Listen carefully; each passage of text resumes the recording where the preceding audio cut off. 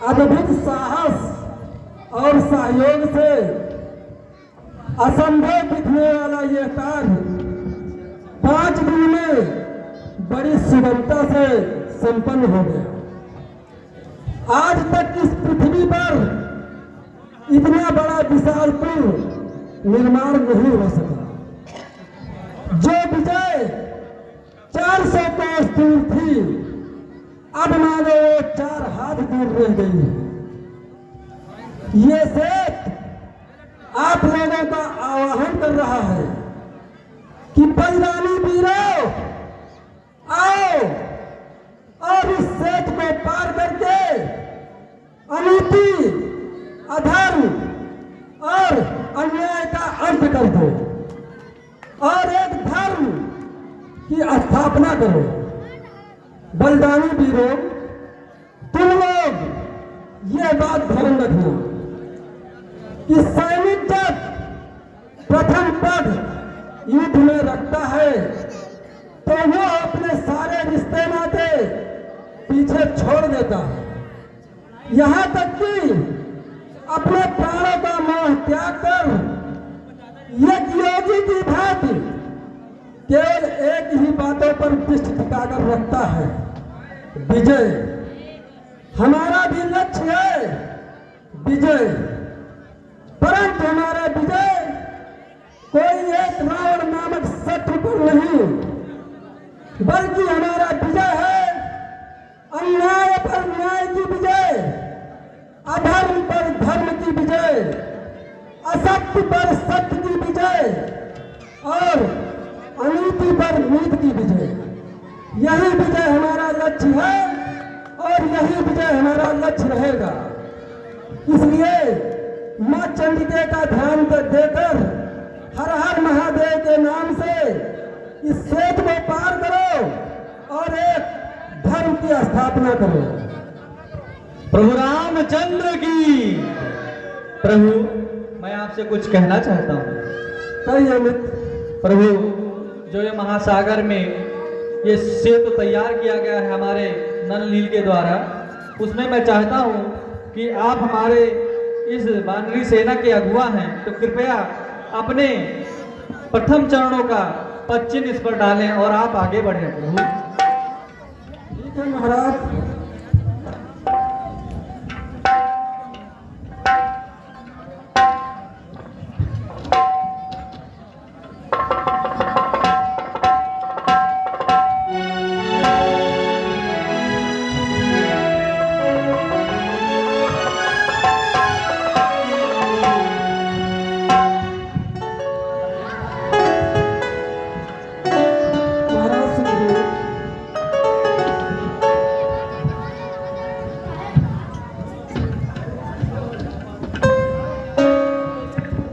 हाँ प्रभु।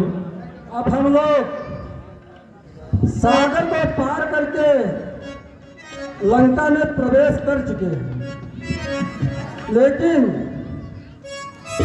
एक बात हमारी समझ में नहीं आ रहा। हे भाई बतलाओ आगे, अब आगे, हे भाई बतलाओ आगे, अब कैसे पांव बढ़ाना है। लंका पद तो चुप बैठा है, कुछ खबर नहीं क्या खाना है। हम तो उसके घर आ पहुंचे, वह नहीं युद्ध में आया है। लंका के द्वार बंद क्यों है, कुछ भेद न इसका पाया है। महाराज, हाँ आप हमें ये बताएं कि हम लोग लंका के प्रमुख द्वार पर खड़े हैं, लेकिन लंका का द्वार अभी बंद है।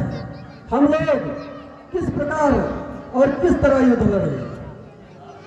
प्रभु, आप हमारे सेना नायक हैं, जैसा आप सोचते हैं, जैसे आपके मन में है, हम लोग वही स्वीकार करेंगे। प्रभु ठीक है महाराज, हमारे मन में एक विचार है। इसके पहले कि हमारे वीर योद्धा इस सुंदर नगरी का विध्वंस कर डाले, क्यों ना रावण को एक अंतिम अवसर दिया जाए। रावण यदि सीता को सम्मान सहित लौटाकर हमारी शरण में आ जाए तो हम उसके सारे अपराध क्षमा कर देंगे। भैया ये आप क्या कह रहे हैं? इसने हमारी माता सीता का चोरी से हरण कर लिया और हमारे पिता तुल्य गिरिराज जटायु का वध कर दिया हो और अनेक ऋषियों मुनियों को तमाम यातनाएं दी हो, उससे आप ऐसे सहज में क्यों माफ कर देंगे? लक्ष्मण कहता है कि सामर्थ्यवान को दया का गुण नहीं छोड़ना चाहिए। देवगुरु बृहस्पति ने राजनीति की शिक्षा देते हुए कहा है कि निजी क्रोध अभिव्यक्ति के लिए किसी एक प्राणी को दंड देते हुए यदि उसकी प्रजा की सर्वनाश होने की संभावना हो तो निजी रोष का समन करके वीर पुरुष को क्षमा के गुण अपनाना चाहिए। अब प्रश्न यह है कि अपना दूत बनाकर किसे भेजा जाए, क्योंकि किसे भेजा जाए? अरे वही तो क्योंकि दूत परम वीर होने के साथ साथ परम बलवान भी होना चाहिए, क्योंकि ऐसा शत्रु किसी भी क्षण छल कर सकता है। भैया सुन सारा बात, बजरंगबली को लंका भेजा जाए? नहीं, इससे शत्रु यही समझेगा कि रामादल में केवल एक ही वीर योद्धा है जिसे बार बार भेज रहे हैं। प्रभु हमारी इच्छा है, हमारी मना स्मृति इस बार ये कह रही है कि हनुमान को छोड़कर इस बार युवराज अंगद को लंका में भेजा जाए। प्रभु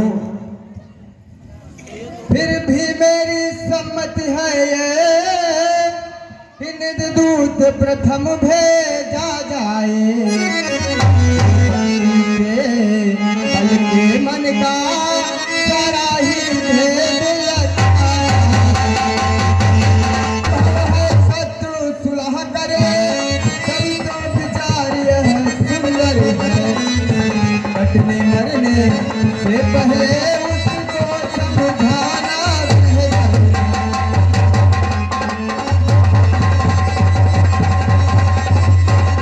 हो। हनुमान कहते हो बात ठिकाने की, बस एक बार बस तुम ही वहाँ तकलीफ उठाओ जाने की। रावण अवश्य समझेगा ये हमारा आधार इसी पर है। आता है यही बार बार इस कारण यही कुछ सुझाव दूंगा मैं, इसमें है नीतिमान भी है। इस बार भेजिए अंगद को ये समझदार बलवान भी है। मेरी समझ है कि इस बार युवराज अंगद को भेजा जाए। युवराज अंगद, भगवान तुम किष्किंधा के युवराज हो, तुम्हें यह काज स्वीकार है? हाँ प्रभु, जिस जन पर कृपा आपकी हो जाकर वो लड़े रसातल तक। जिस जन पर कृपा आपकी हो जाकर वो लड़े रसातल तक। निर्भय है उसको भय न कहीं, उदयाचल से अस्ताचल तक। निश्चय ही आप जमाऊंगा उस रावण की राजधानी पर। प्रभु का प्रताप भी ऐसा तैरे है पत्थर पानी पर। जन से हो कार्य जनार्दन का, इससे बढ़कर सम्मान नहीं। युवराज आपका दूत बने तो कुछ घटता है मान नहीं।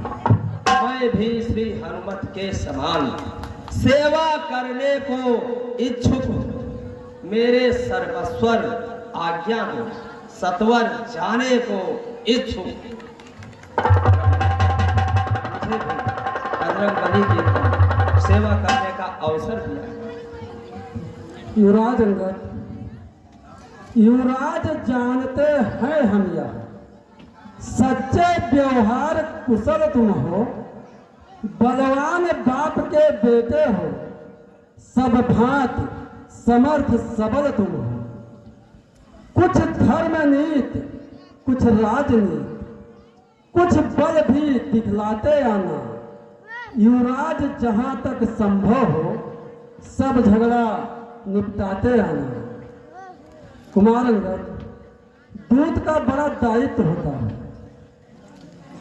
दूत का ये दायित्व है कि अपने स्वामी का बखान सत्र के सभा में इस प्रकार से सुनाए कि अपने स्वामी का सम्मान भी बचा रहे और सुनने वाले को अपना निरादर भी न रहे। कुमार अंगद, तुम क्या उद्देश्य लेकर जा रहे हो उसे भली बात समझ लो। ठीक है। रावण यदि सीता को सम्मान सहित लौटाकर हमारी शरण में आ जाए तो ये रक्तपात की स्थिति उत्पन्न न हो। यही उद्देश्य है तुम्हारा बाली कुमार। प्रभु, मैं हर संभव अपना प्रयास करूंगा जिससे संधि हो जाए, किसी भी प्रकार का क्षति न हो। हाँ युवराज, जाओ। गौरी, गणेश, महेश तुम्हारी सहायता करेंगे। चंद्र की। हाँ बंधुओं, लखनऊ की, मां जनक नंदिनी की जय श्री राम, जय श्री राम, जय श्री राम।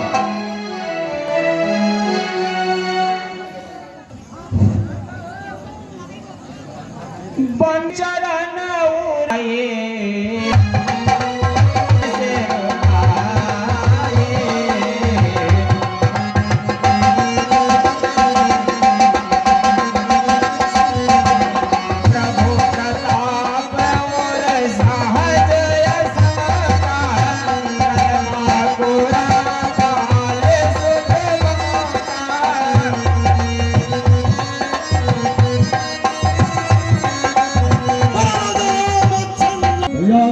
बाबा हेलो